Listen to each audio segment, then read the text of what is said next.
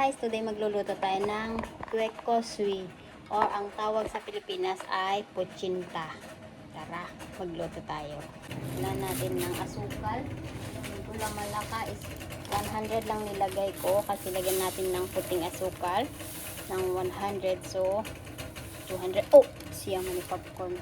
At siyempre maglagay tayo ng all-purpose flour is 100.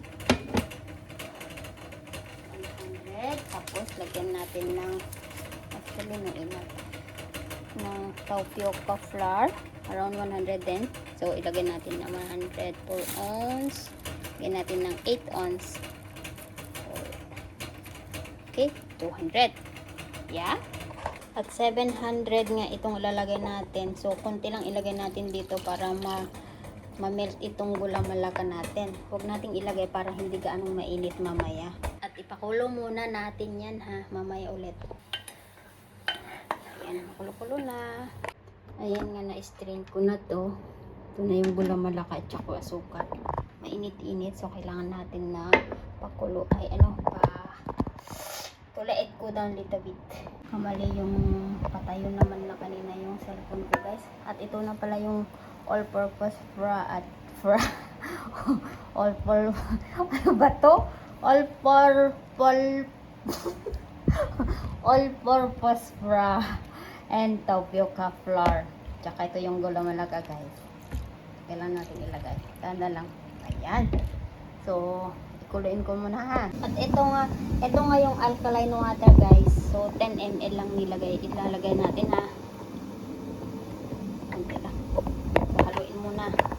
At make sure natin na i-mix lang properly para sa ganun. Ay, lagyan ko pa pala ng asin. Ayan. Para walang buhol-buhol dito. So, kailangan mo, yan. Para, at pag kulang na yung flour mo din, hindi na magiging accurate yung, diba? Salain ko ulit mamaya guys.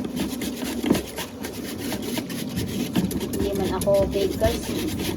I hate baking o cooking ganito pagluto ng pagkain fine, pero pag mga ganito no. Siyempre bago ko iluto, testing muna to guys ha. Mahirap na baka mamaya matigas o ano, kaya i-steam ko muna ito ng 10 minutes. Siyempre kailangan nating mag-testing muna, diba? Mahirap na. Ayan, 10 minutes. Siyempre tignan natin pagkatapos ng 10 milyong taon ang paghihintay.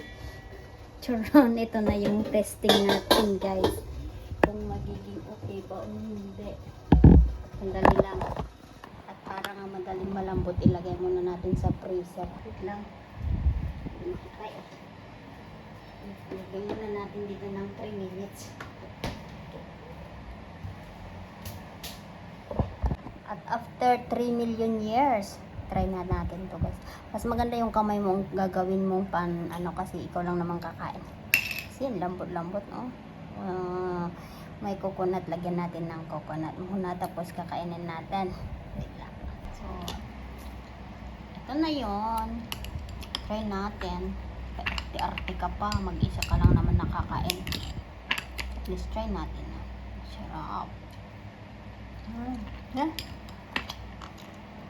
So lambot.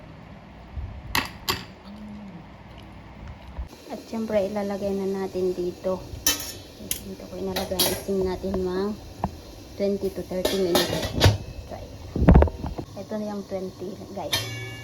Oh, hindi pa. Kasi hindi pa nakulo dyan. Another 10 minutes. At tignan na natin ng ating kwekoswi. At eto na nga, luto na guys. Ayan, ang ating putsinta guys. Malaki na to guys kasi tapos naman na yung iba.